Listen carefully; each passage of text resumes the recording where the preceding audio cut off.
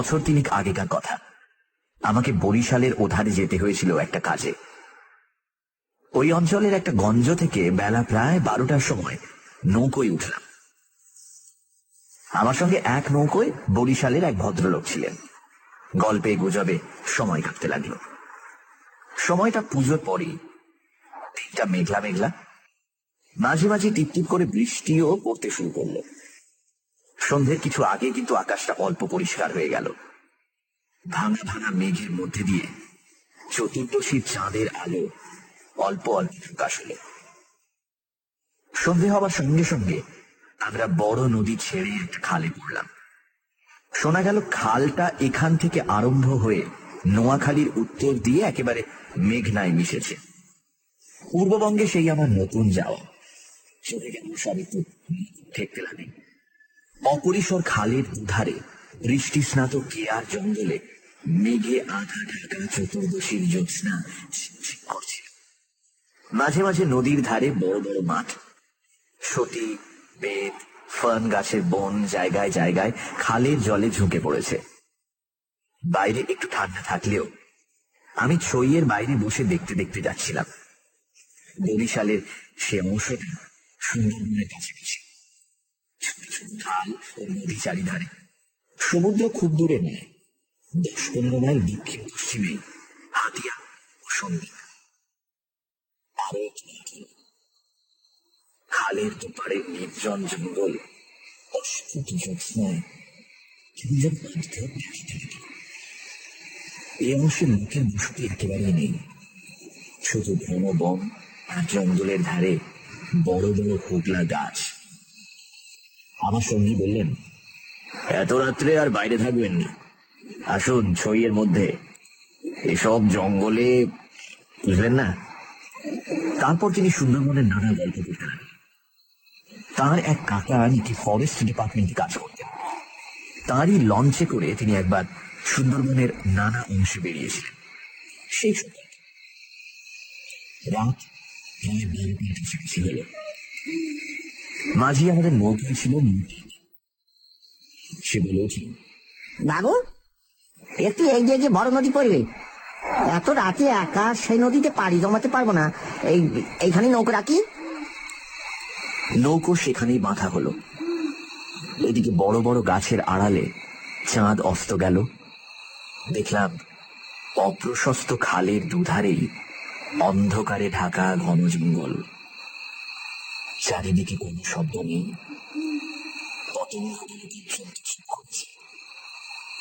সঙ্গীকে বললাম, সরু খাল, পাহাড় থেকে বাঘ লাফিয়ে পড়বে না তো নৌকোর উপর? সঙ্গী বললেন, না পড়লেই আশ্চর্য হব। শুনে অত্যন্ত আনন্দে ছইয়ের মধ্যে ঘেঁষে বসলাম। সঙ্গী বলল, আসুন একটু শোয়া যাক, ঘুম তো হবে না, আর ঘুমানো ঠিকও না। আসুন একটু চোখটা অন্তত বুঝে থাকি। খানিকটা চুপ করে থাকবার পর সঙ্গীকে ডাকতে গিয়ে দেখি মাঝিও জেগে আছে বলে মনে হলো না। ভাবলাম, তবে আমি বা কেন মিথ্যে মিথ্যে চোখ চেয়ে চেয়ে থাকি।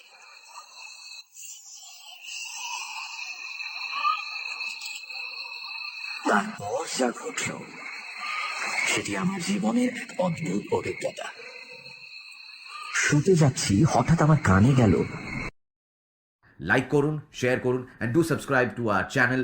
আর তার সঙ্গে do press the bell icon, যাতে কোনো নোটিফিকেশন মিস না হয়ে যায়। অন্ধকার ঘন ঝোপের ওপাশে অনেক দূরে গভীর জঙ্গলের মধ্যে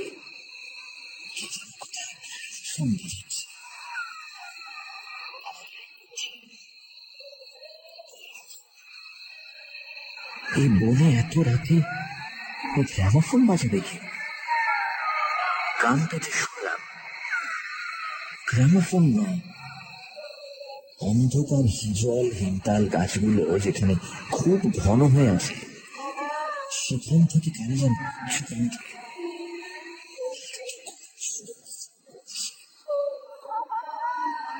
শুনে মনে হল সেটা একাধিক লোকের প্রতিবেশী তেতলার ছাদে গ্রামোফোন বাজলে যেমন খানিকটা স্পষ্ট খানিকটা অস্পষ্ট, অথচ বেশ একটা একটানা সুরের ঢেউ এসে কানে পৌঁছয়। এও অনেকটা সেই মনে হলো যেন কতগুলো অস্পষ্ট বাংলা ভাষার শব্দ কানে গেল, কিন্তু ধরতে পারি মিনিট খানিক অন্ধকার বনভূমি যেমন নিস্তব্ধ ছিল, আবার তেমনি নিস্তব্ধ হয়ে গেল। ছইয়ের বাইরে এলাম। চারিপাশের অন্ধকার ঝিঙের বেশি মতন ভালো। বনভূমি নীরব, শুধু দোতলায় ভাটার জল কল করে বাঁধছে।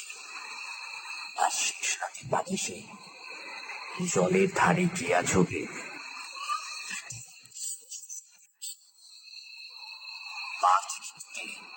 খেজুর গাছের কালো মুড়ি অন্ধকারে চেহারা হয়েছে। ভাবলাম সঙ্গীতের দিকে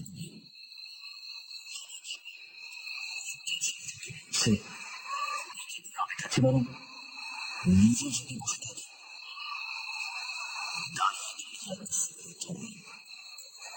তারপর আবার ছইয়ের মধ্যে ঢুকতে যাব, এমন সময় সেই অন্ধকারে ঢাকা বিশাল বনভূমির কোন অংশ থেকে সুস্পষ্ট কণ্ঠে তীক্ষ্ণ স্বর তীরের মতন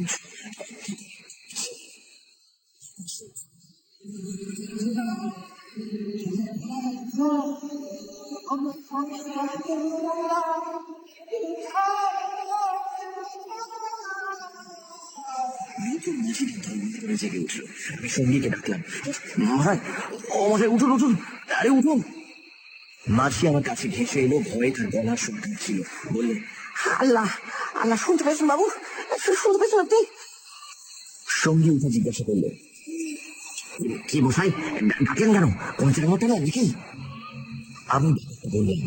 তীব্র তাড়াতাড়ি ছইয়ের বাইরে এলেন। তিনজনে মিলে কান খাড়া করে রইলেন। চারিদিক আবার চুপ।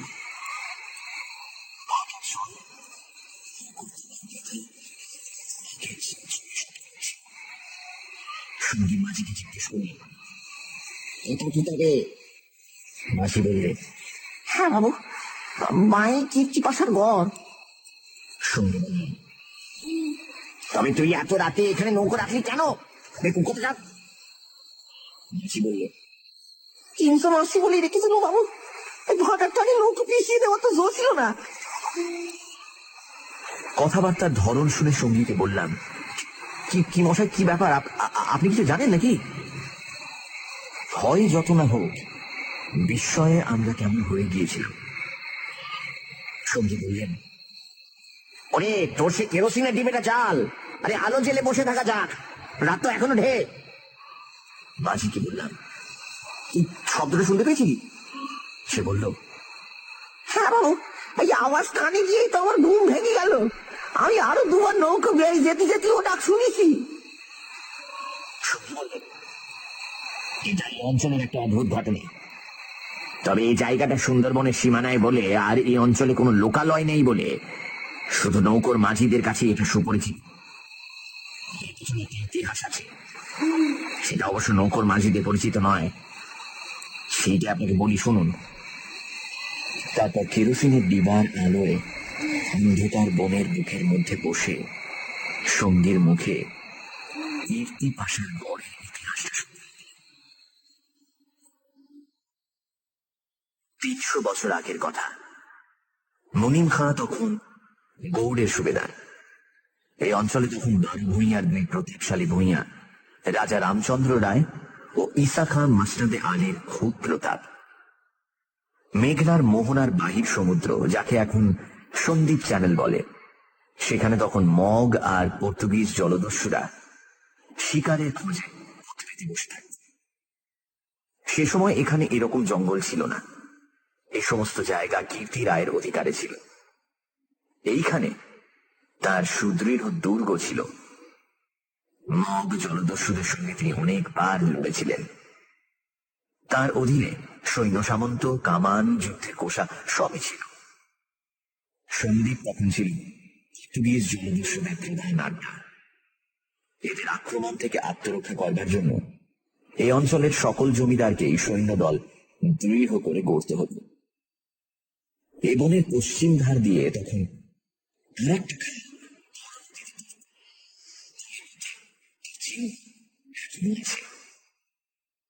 কীর্তি রায় অত্যন্ত অত্যাচারী এবং দুর্ধর্ষ জমিদার ছিলেন।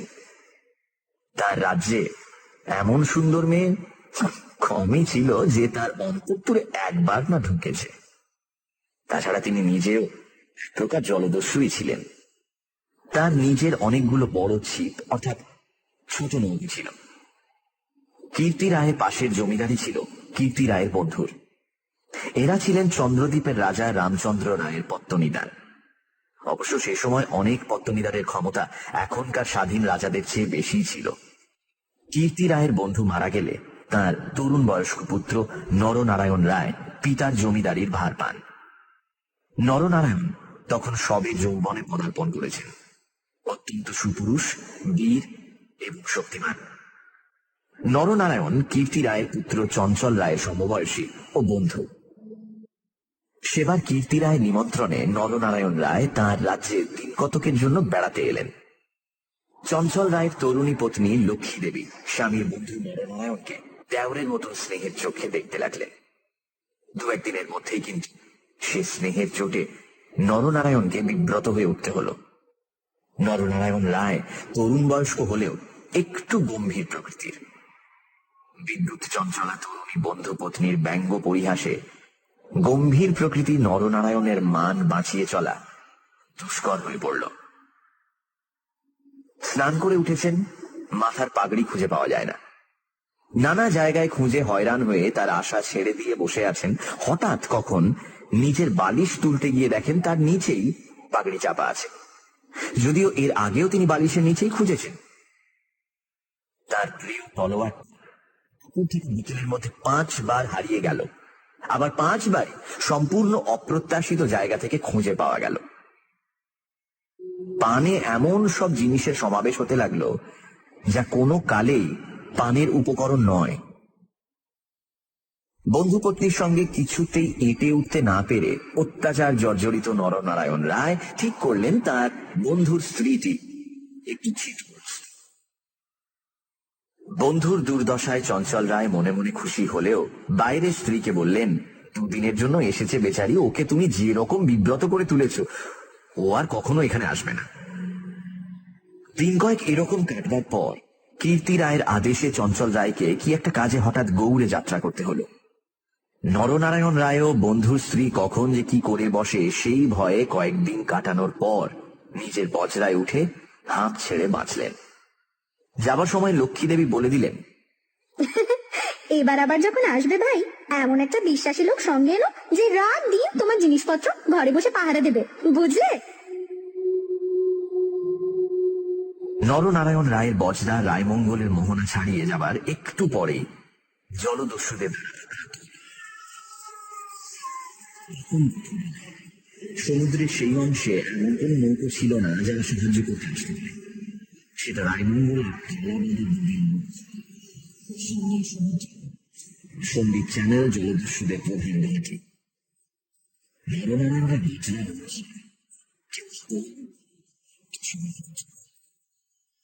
নিজে নরনারায়ণ দস্যুদের আক্রমণ প্রতিহত করতে গিয়ে হাঁটুতে কিসের খোঁজা খেয়ে অজ্ঞান হয়ে পড়লেন।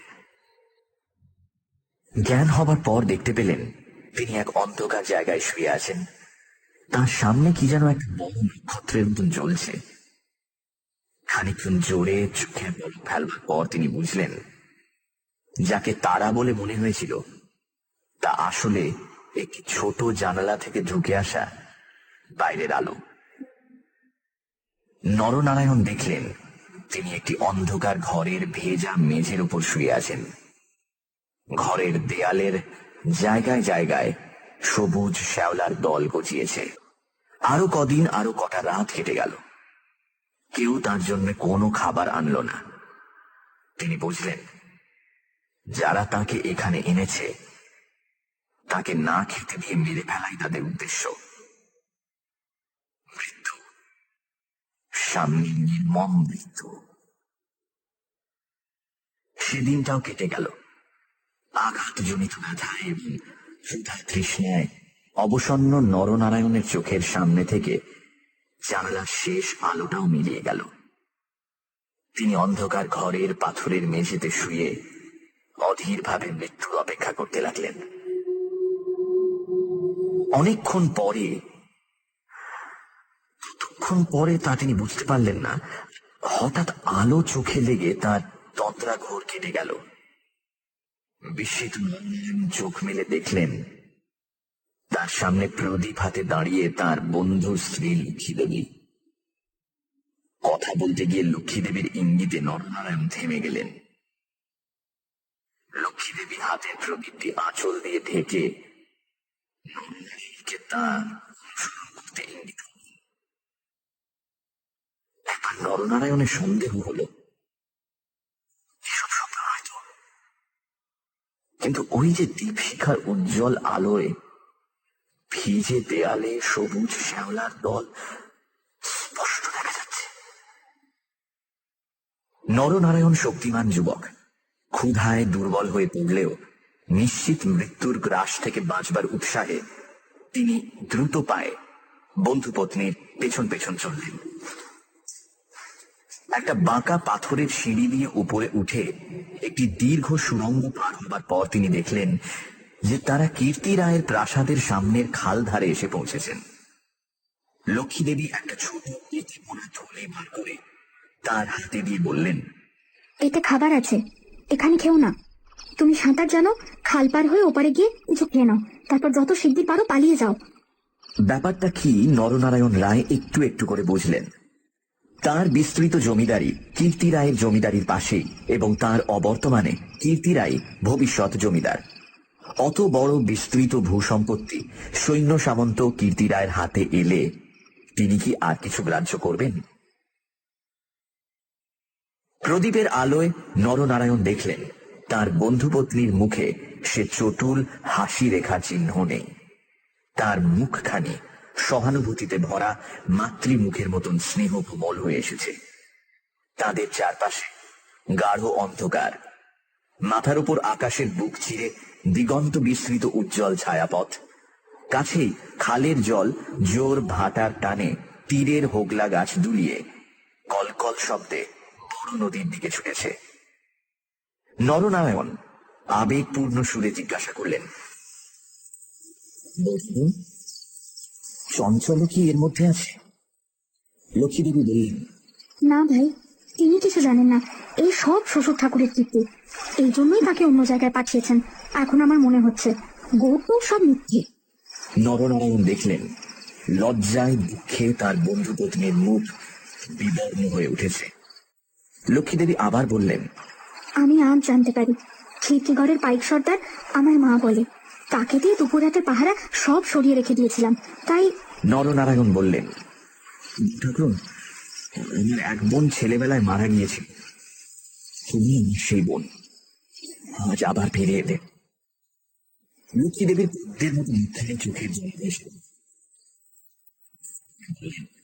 ভাই, বলতে সাহস পাই না, তবু একটা কথা বলছি, বোন বলে যদি রাখো।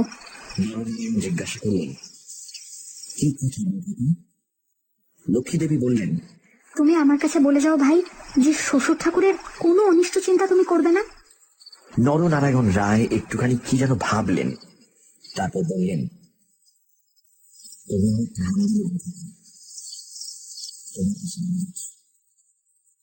তুমি বেঁচে থাকতে আমি তোমার শ্বশুরের কোনো অনিষ্ট চিন্তা করব না। বিদায় নিতে গিয়ে নরনারায়ণ একবার জিজ্ঞাসা করলেন, বেটাকে তুমি বললেন, আমি ঠিক যাব, তুমি কিন্তু যত দূর পারো সাঁতরে গিয়ে তারপর ডাঙে উঠে চলে যাও। নরনারায়ণ রায় সেই ঘন কৃষ্ণ অন্ধকারের মধ্যে নিঃশব্দে খালের জলে পড়ে মিলিয়ে গেলেন। লক্ষ্মীদেবীর প্রদীপটা অনেকক্ষণ বাতাসে নিভে গিয়েছিল। তিনি অন্ধকারের মধ্যে দিয়ে শ্বশুরের গড়ের দিকে ফিরলেন। একটু দূরে গিয়েই তিনি দেখতে পেলেন পাশের ছোট খালটায় দুখানা ছিপ মশালের আলোয় সজ্জিত হচ্ছে। ভয়ে তার বুকের রক্ত জমে গেল।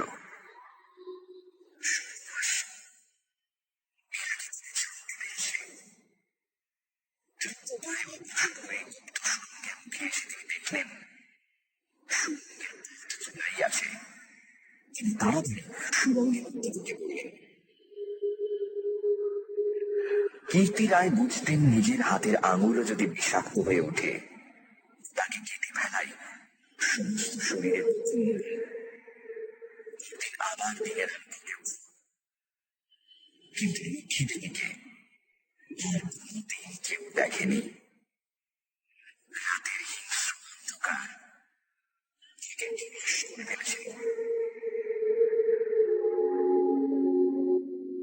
নরনারায়ণ রায় নিজের রাজধানীতে বসে সব শুনলেন।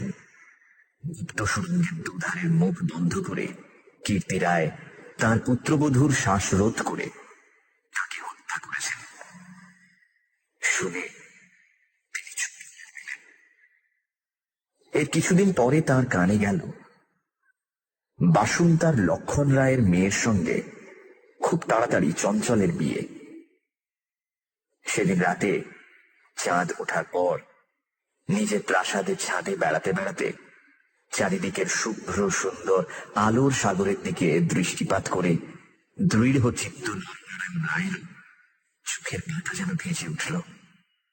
তার মনে হলো তার অভাগিনী বউ ঠাকুরানীর চোখের দুষ্টু হাসিটি তারায় তারায় মল্লিকার মতো ফুটে উঠেছে। নরনারায়ণ রায়ের পূর্বপুরুষেরা ছিলেন হঠাৎ পূর্বপুরুষের সেই বর্বর রক্ত নরনারায়ণের ধমনীতে নেচে উঠল। তিনি মনে মনে বললেন, আমার অপমান আমি একরকম ভুলেছিলাম, কিন্তু তোমার অপমান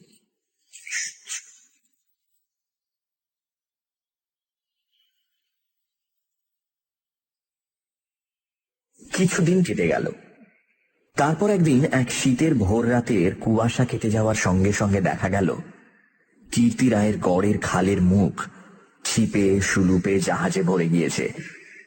তোপের আওয়াজে কীর্তি রায়ের প্রাসাদ দুর্গের ভিত কেঁপে উঠতে লাগল। কীর্তি রায় শুনলেন সঙ্গে সেবাস্টিয়ান গঞ্জালেস। উভয়ের সম্মিলিত বহরের 40খানা নকশা খালের মুখে ছড়ানো হয়েছে। বহরের বাকি অংশ বাইরের নদীতে দাঁড়িয়ে। এই আক্রমণের জন্য কীর্তি রায়ের কেবল প্রস্তুত ছিলেন নরনারায়ণের সঙ্গে গঞ্জালেসের যোগদানের জন্য। এই কীর্তি রায়ের কাছে তাহলেও কীর্তি রায়ের গড় থেকেও তোপ চলল।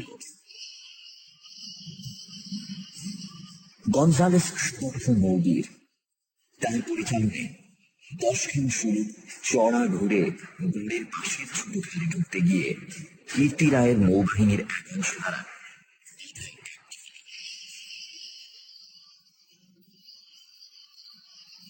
গড়ের তমান সেদিকে এত প্রখর যে খালের মুখে দাঁড়িয়ে থাকলে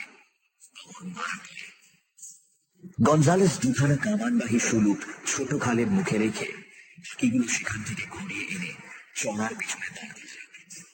গঞ্জালেসের অধীনস্থ অন্যতম জলদস্যু মাইকেল রোজারিও ডি ভেগা এই ছোট বহর খালের মধ্যে ঢুকিয়ে গড়ের পশ্চিম দিক আক্রমণের জন্য তৈরি। অতর্কিত আক্রমণে কীর্তি রায়ের নৌবাহিনী শত্রু বহর দ্বারা ছিপিয়াটা বোতলের মতন খালের মধ্যে আটকে গেল। বাইরের বড় নদীতে গিয়ে যুদ্ধ দেওয়ার মতন ক্ষমতা তাদের আদৌ রইল না। তবুও তাদের বিক্রমে রোজারিও অনেকক্ষণ পর্যন্ত কিছু করে উঠতে পারলেন না। কীর্তি রায়ের নৌবহর দুর্বল ছিল।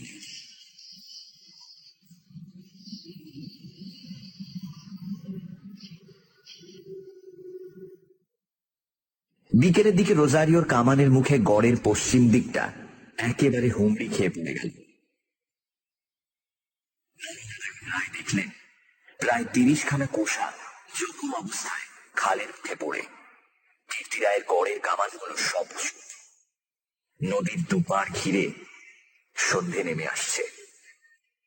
উপরে নিস্তব্ধ নীল আকাশে কেবলমাত্র এক ঝাঁক শকুনি কীর্তি রায়ের গড়ের উপর চক্রাকারে ঘুরছে। হঠাৎ নরনারায়ণ রায়ের চোখের সামনে বন্ধু পত্নীর কাতর মিনতিপূর্ণ সেই চোখ দুটি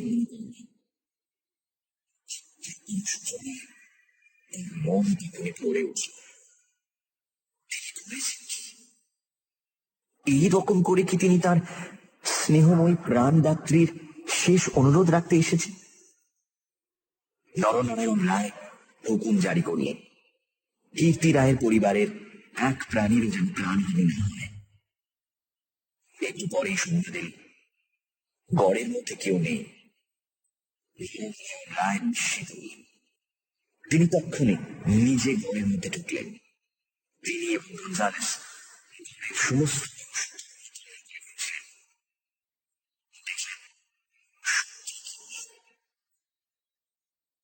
পর্তুগিজ বহরের লোকেরা গড়ের মধ্যে লুটপাট করতে গিয়ে দেখলেন মূল্যবান জিনিসপত্র পাওয়া নেই। একদিন পুরো পর্যন্ত কীর্তি রায়ের পরিবার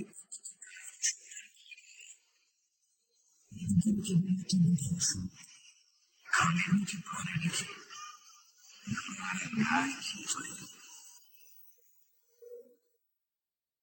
এই ঘটনার দিন কয়েক পরে পর্তুগিজ জলদস্যু দল লুটপাট করে চলে গেলে কীর্তি রায়ের এক কর্মচারী গড়ের মধ্যে প্রবেশ করে। আক্রমণের দিন সকালেই এই লোকটি থেকে অনেকের সঙ্গে পালিয়েছিল। ঘুরতে ঘুরতে বড় ধামের আড়ালে সে দেখতে পেল একজন আহত মুমূর্ষু লোক তাকে ডেকে কি যেন একটা বলবার চেষ্টা করছে। কাছে গিয়ে সে লোকটাকে চিনতে পেরে লোকটি কীর্তি রায়ের পরিবারের এক বিশ্বস্ত পুরনো কর্মচারী। তার মৃত্যুকালীন অস্পষ্ট কথায় আগন্তুক কর্মচারীটি মোটামুটি যা বুঝল তাতেই তার কপাল ঘেমে উঠল।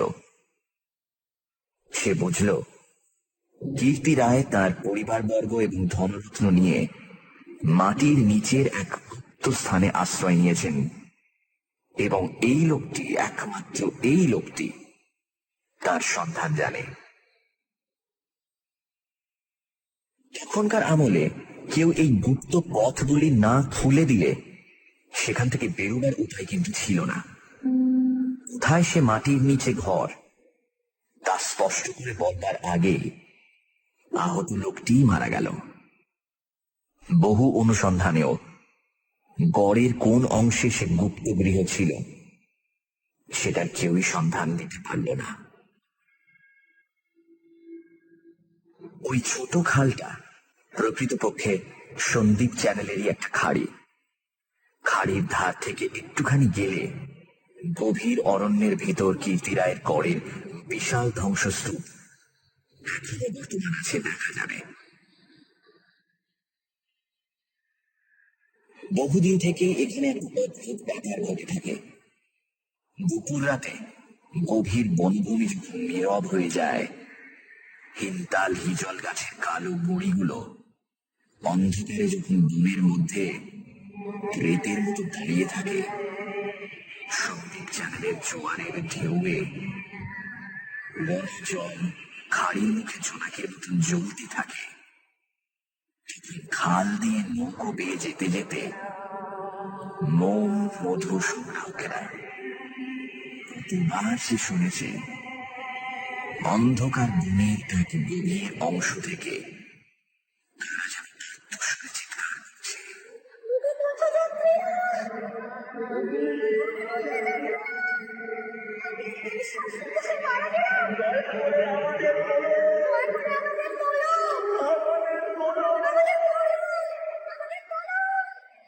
ভয়ে বেশি রাতে এ পথে কেউ নৌকা বাইতে চায় না। লাইক করুন, শেয়ার করুন and do subscribe to our channel. আর তার সঙ্গে do press the bell icon যাতে কোনো নোটিফিকেশন মিস না হয়ে যায়।